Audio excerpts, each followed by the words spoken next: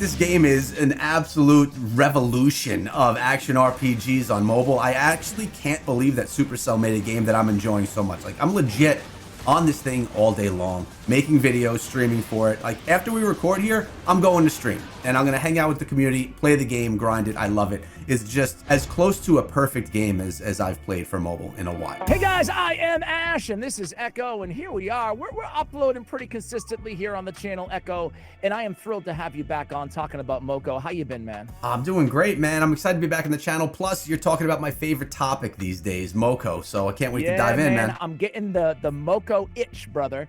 And I'm still like very newbie, but I'm not going to put out, I mean, my bread and butter here on the channel is sucking at video games and getting experts on to teach me about them, right? That's how I operate here. And that's exactly what we're going to do today. We're going to dive into some new player tips, 3 tips that every player needs to make sure they're not like, they're being fairly efficient and having fun at the same time in Moco, getting the most out of their time, which is valuable nowadays. Well, it's always been valuable, but it feels like everybody's trying to pull it nowadays, bro. But I want to start by one big question, which I'm sure is going to be the #1 comment in this video. How the hell do you play this game, bro? At the point of how do you get the download codes? At the point of recording this video, creators aren't given any more codes to give out. Initially, we were. We had a 20-minute code that would refresh every hour, which was really a lot to deal with. And then we had a day with a 24-hour code, which is when a lot of people got into the game. But now everyone's kind of straggling to try and find those leftover codes. But when you do join the game, when you reach level 5, you're given 3 codes to share. So what I try to do is, when I do my live streams, I try and let all the community come in, share their codes if they're new players into the Discord, just so that we can get more and more people playing, because that's one of the big problems right now. You can't just go download the game. So I don't know when that's going to be available, when that's going to happen, but hopefully soon. And when you're playing later on in the game, I don't remember the level. I want to say level 20, which is potentially wrong. You get 10 invite codes. So as a new player, you can get 13 other people into the game. They go quick though, especially when they're thrown up on stream, but that's the only way to get in as of right now, until Supercell, they share a QR code or link or something. Ask, man. Yeah. I'm sure they won't care about old Ashy Poo here, 11-year-old content creator, but I'm gonna ask anyway, damn it. I'm gonna DM and see if I can get anything. I'll link it in the pinned comment of today's video. Also, you can check out Echo. You should check out Echo because he's uploading and streaming every single day.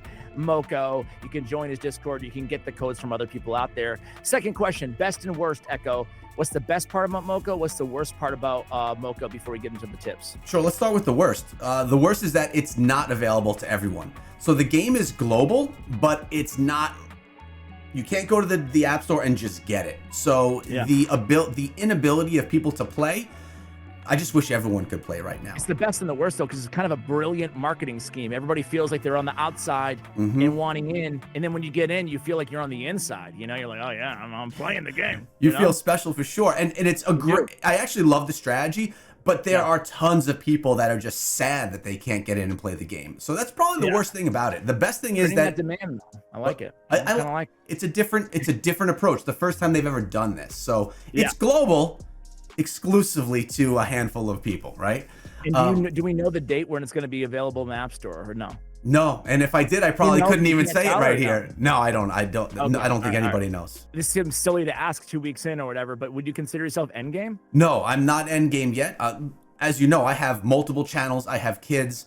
I'm not a guy. There's people like that are playing this thing 16 hours a day. I'm not that guy. I put in a good 3 or 4 hours a day. So no, not end game yet, which is fun. Yeah, it's a lot, but all right, cool, man. Well, I'm excited. I can't wait to dive in. We might do another follow-up to this next week as well, and I'll be playing a lot more since then, utilizing your tips. So it's tip time, man. What's #1 most crucial tip for beginners in Moco? Sure. Well, we need to realize that we're talking about an action RPG. For people that haven't played action RPGs before, it's all about experience, grind, and getting new gear, strengthening your character. Inside of Moco, you start out your day, every single day is a refresh. You start out with 4 times XP, 4 times experience. That means everything that you do, you're getting quadruple the rewards for it. You level very quickly during this period of time, but that 4 times XP has a limit, and then it goes down to 3 times XP, which is still quite nice. Then it goes down to 2, then 1, And then for the big grinders, it actually goes to 0 XP. So if you're playing, you're not gaining any experience. And the reason for this is it keeps people from being able to get so far ahead of everybody that no one will ever catch up. That's kind of a problem with the genre, specifically on mobile. I like because it's not a seasons-based game. Things aren't refreshed. So there has to be a cap.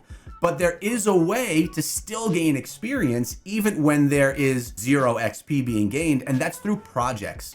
You can't go in the open world and get experience from taking down enemies and big bosses and all of that, but you can gain experience for completing projects, which are basically tasks you have to do. Kill this many of this enemy in this zone. Get this many kills with this weapon. Use this gadget this amount of times. All of the items inside of the game, all of the enemies have projects along with them, which have some really hefty rewards in the form of experience. So even though you're getting 0 experience for getting the kills, you're racking up those projects and you're able to, and this is not for all players. This is for players that are really putting in the grind, but you could still gain that extra experience. At the end of the day, players want to progress, because when you progress, you unlock new weapons, new zones, new gadgets, new gameplay, PvP. The further you go, the more fun the game becomes. Okay, I like that. Walk me through, because I'm about to put in a big time play session as a very first time player. Map out what I should be focused on. I'm gonna spend 3 hours in the game, my very first play session. What should I be focused on those 3 hours? Obviously, learning the mechanics, having fun, like that's the obvious. Yep. Then what? How should I allocate my time? It's going to take you a little bit to learn what's going on. I think they lie it out pretty simply for the genre, but it's very different than the other games that you play on a regular basis, right? So you're kind of learning or going back to a genre that you haven't played. Take advantage of going in, playing the hardest zones that are available to you, and trying to stay with a bunch of people when you run, which is actually going into my next tip. Should we just dive into it? Transition for you there, bro. Yeah, thank you. It was beautiful. Like, you've been doing this for a while. So the next part is go to those hard zones. So you have easy zones in the beginning that get more difficult. And some of the zones say that you're not powerful enough to be successful in that zone, but you've unlocked it. The best thing that you can do is run with a mob. This is why the game is so awesome. You've probably seen gameplay where you have 30, 40 people running around just blowing through big bosses. That's so cool, man. It's so awesome. And the experience. It's like MMORPG, but raid type days, you know, like going on a raid in Warcraft or EverQuest or something like that, you know? It's such a great feature of the game. So first, get with these raids. Start just running around. You actually don't even need to get a hit on anything. If you're with that clump of people, you're gaining the experience. So you just find a clump and you stay with the clump. Just run with the clump, and you're going to get yourself experience. Yep. I always try and do some attacks and, get involved in the fight, but if you don't, it's okay. If you die, you respawn in 10 seconds and you're right there to get that experience. So huge win. Play on voice call usually, or they just is it pretty informal? You just go with the group. You don't. So for the open world stuff, you don't need to be on voice. You just kind of go with the group. But if you're starting to do other types of game modes, like you have, I'm in my game right now, like you have rifts, like typical rifts inside of the game where you have to take down bosses. Voice could be helpful. If you're doing some things in the dojo, you're going to be doing it solo. And if you're doing PvP, I could very well see being on voice as, if you're going in duos, you're going to be playing against a bunch of other teams. It's good to have comms with your teammate. So definitely can be helpful.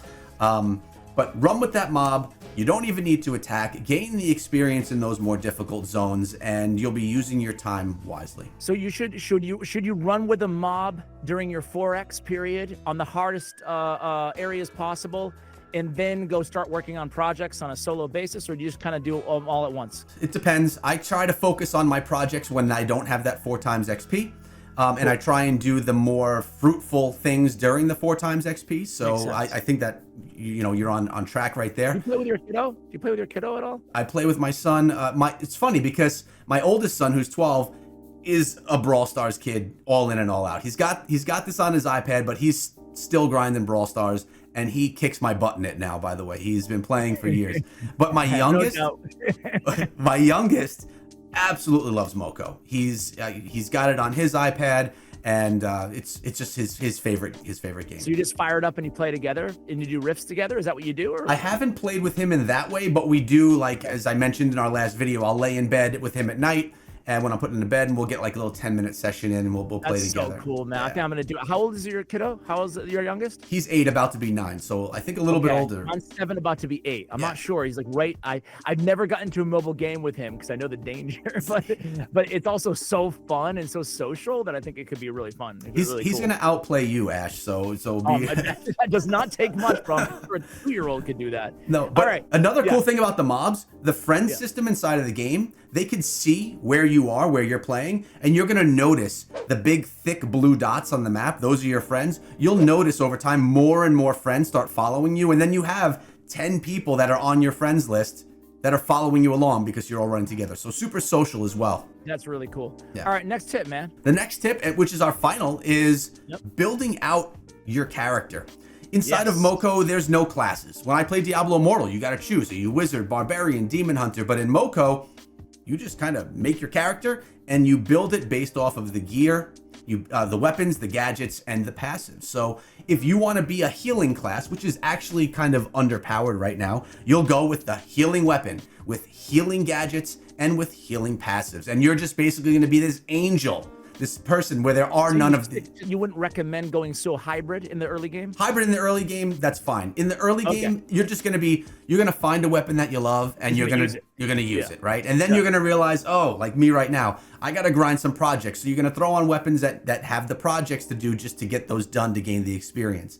But use what you like. But you could build a healer class. You could build a tank class where you're using the toothpick because you take 25% less damage, a bunch of gadgets that work on shielding, and then healing passives. So you really could be a big barbarian tank inside of the game and let all of your little wizard guys behind you with the range, do the damage. Or you could just make a hybrid class. So there's so many options, and I see Supercell really just bringing more weapons. Introduce a new weapon every couple of months and you could completely rebuild how the classes work or how your builds work. So understanding how these things synergize well together. Know that maybe this weapon, if it's a ranged weapon, you probably don't want gadgets that are for area of effect damage like right around you because you're keeping at range. Maybe you'll want something that has a ranged attack there. I personally love to have my passives help me with healing, because I don't have to worry about them as a skill or as a gadget. I don't have to worry about it as my primary, and I'm just kind of always healing throughout my whole session. Do you have any tips on where to get the best gadgets and gear? Is there a best practices? Is that a dumb question? Just level, man. Just level up and they will come. Just level up and they will come. Yeah, so the game works when you get to level 30, then you become part of the Elite Hunter program. So basically level 1 through 30 is like the beginner stage of the game, which takes a while to get through, by the way. And then you unlock the Elite Hunter program. Your badge looks different. You start over from 1 and you start grinding. It's like the Paragon system inside of any Diablo game. Awesome, man. Well, any final thoughts here before we let you go? This is great because it provides a little bit of a compass for me as a total newbie to kind of focus on and an understanding of the game, even though I haven't played much yet. That's going to change tonight. Any final little tips or bonuses for the 3 viewers who stayed till the end of this video? I hope it's more than 3 viewers staying until the end. No, but I mean, the game is really great. It mixes a genre that's been kind of redefined for mobile gameplay. It's got a great friend system, which is super social, and I see a lot of people enjoying each other inside of the game. And I didn't tell you, you could have a chat system where you could create a room and share a room code that could hold 1,000 people in your chat. So instead of making a clan, because there's no clan system now, you just start your Clash with Ash chat, and people can join it, and everyone can kind of talk and be social. And inviting people into lobbies is also extremely easy. You get a code, share the code like you do in Brawl Stars. People can join you and you can get into matches together super easy. All right. Well, hey, this has been a great kind of beginner's guide, some tips, some best practices, and also a description of the game and kind of like how it scales. So thank you so much, Echo, for joining me, talking about Moco. I am pumped to have you back on. Maybe we'll do like a 3 kind of a podcast like we did with Kairos time and talk maybe a little bit about like entering the mid game and how that should, how your focus should shift and how to orient yourself to take, to be the best player you can possibly be, right? You guys, you viewers, the 3 of you, now 2, I would encourage you to go check out Echo's YouTube channel, his Discord.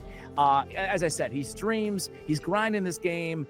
a hell of a lot of fun. You can play with him as well, and keep an eye out for the invite codes. Echo, thanks again for coming on, man. I appreciate it. My pleasure, man. Let's get some Moco on tonight, Ash. I'll be looking for your friend request.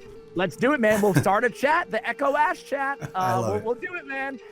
Thank you guys for watching till the end of the video. Much love, and as always, take care, guys.